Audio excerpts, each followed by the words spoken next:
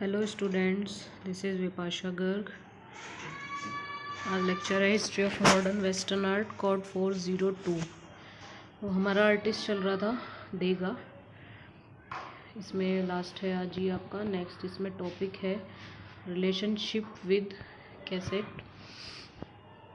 इनके कैसेट के साथ जो रिलेशनशिप है उसके बारे में बताया गया है इसमें।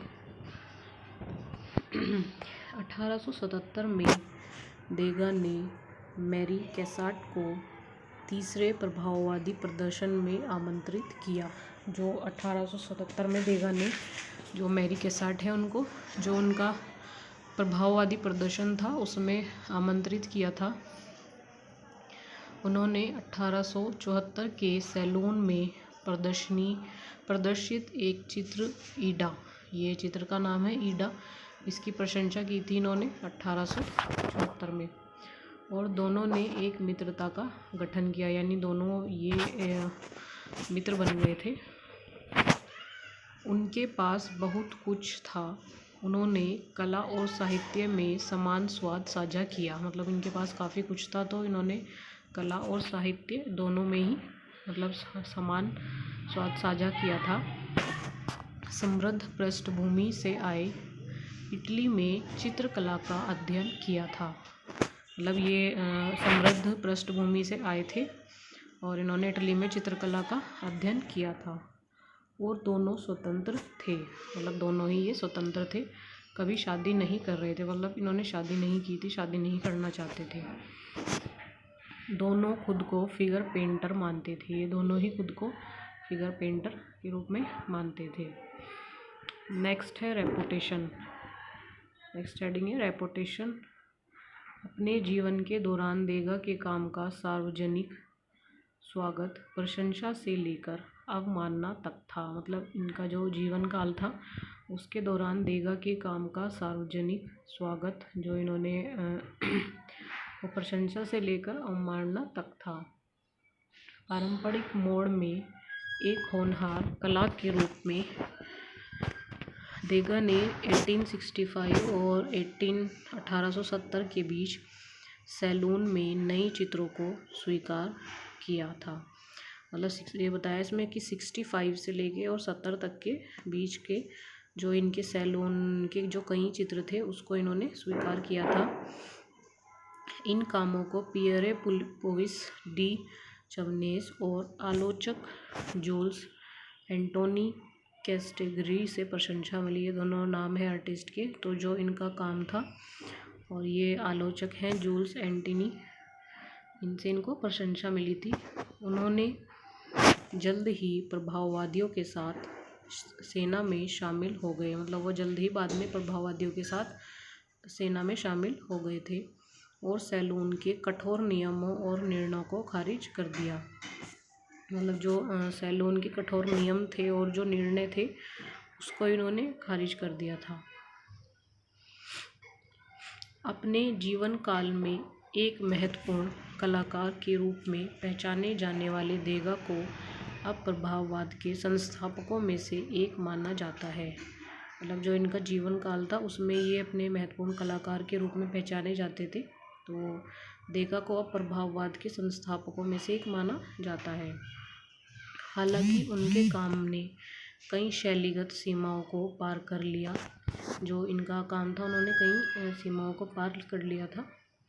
उनका प्रभाववाद के अन्य प्रमुख आंकड़ों और उनकी प्रदर्शनी उनके गतिशील चित्रों और रोज़मर्रा की ज़िंदगी और गतिविधियों के रेखा चित्रों और उनके साहसिक रंग प्रयोगों के साथ उनकी भागीदारी ने आखिरकार उन्हें प्रभाववादी के रूप में एक रूप में बांधने की सेवा दी। मतलब इसमें बताया कि जो उनके अन्य प्रमुख आंकड़े थे, जो उनकी प्रदर्शनियाँ थी, जो चित्र थे, गतिविधियाँ थी, उनकी जो रोज़मर्रा की ज़िंदगी थी, तो उन्होंने प्रभाववादी के रूप में बांधने की सेवा दी थी एक रूप में।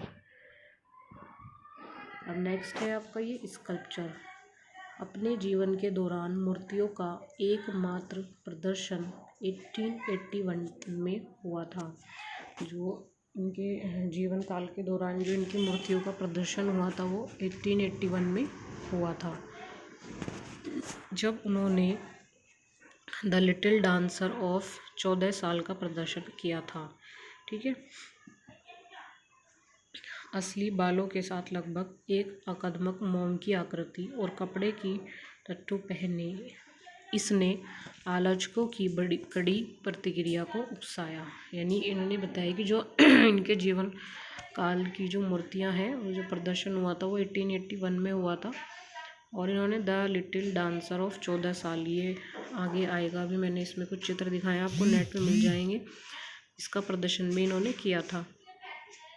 और जो इसमें मतलब ये बताया कि ये क्या था, असली बालों के साथ जो एक मोम की आकृति और कपड़े की टट्टू पहने आलोचकों की इन्होंने जो प्रतिक्रिया की थी उसको उकसाया था, जिनमें से अधिकांश ने इसके यथार्थवाद को असाधारण पाया।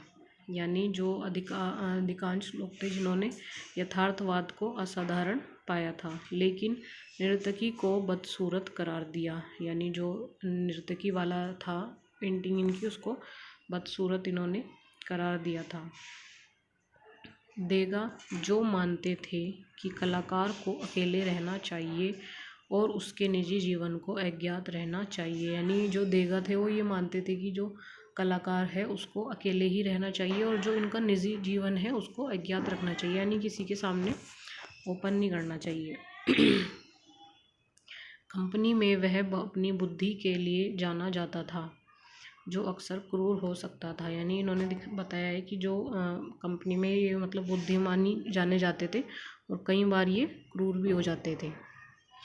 उपन्यासकार जॉर्ज मोर द्वारा उन्हें पुराने क्यूमंड्यूजन के रूप में चित्रित किया गया था। जो उपन्यासकार थे ये जॉर्ज मोर, तो इनके द्वारा उन्हें जो इनके पुराने नाम है ये पुराने क्यूमंड्यूज उसके रूप में चित्रित किया गया था।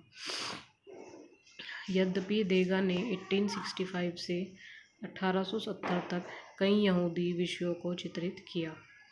तो ये बताया इन्होंने जो 765 से लेके 1870 तक इन्होंने कई यहूदी विषयों को चित्रित भी किया। यानी इन पाँच सालों में 65 से लेके 70 तक। लेकिन 1870 के दशक के मध्य तक उनका यहूदी विरोधी भाव स्पष्ट हो गया। यानी जो इनका लास्ट था ये 70, उसके मध्य तक इनका जो यहूदी विरोधी भाव था वो भी स्पष्ट हो गया था। ठीक है।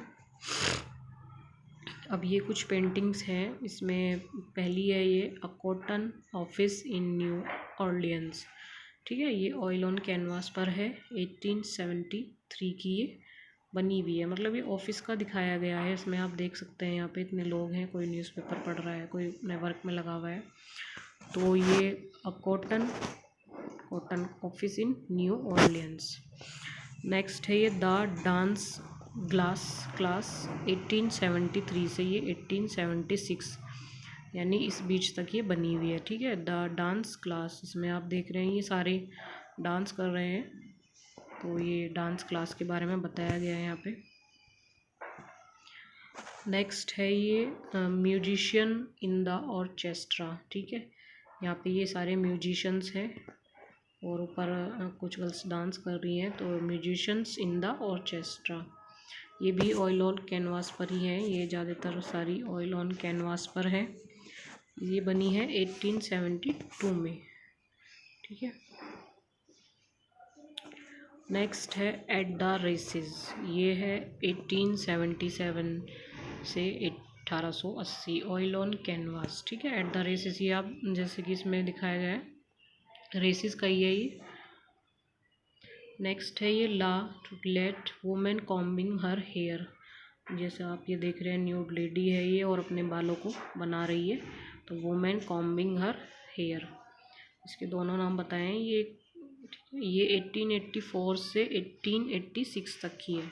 ये पेस्टल में बनी हुई है, ये अलग ही दिखाई दे रही है, देखो पेस्टल ऑन पेपर। ठीक है, ये पेस्टल से बनी हुई है। वुमेन कॉम्बिंग हर हेयर 84 से 86। ये स्कल्पचर है, ये नेशनल गैलरी ऑफ आर्ट में है। Little dancer aged 14। ठीक है, 1878 से 1881 तक है ये है द बेलिली फैमिली, जो हमने कई बार बीच में इसके बारे में पढ़ा भी है। ये 1858 से 1867 तक है। Dancer with A bouquet of flowers ये 1878 है। द टब ये 1886 है। बिफोर द रेस ये 1882 से 1884 है। ऑयल ऑन पैनल, ठीक है। तो ये वाला आर्टिस्ट आपका कंप्लीट हो गया है।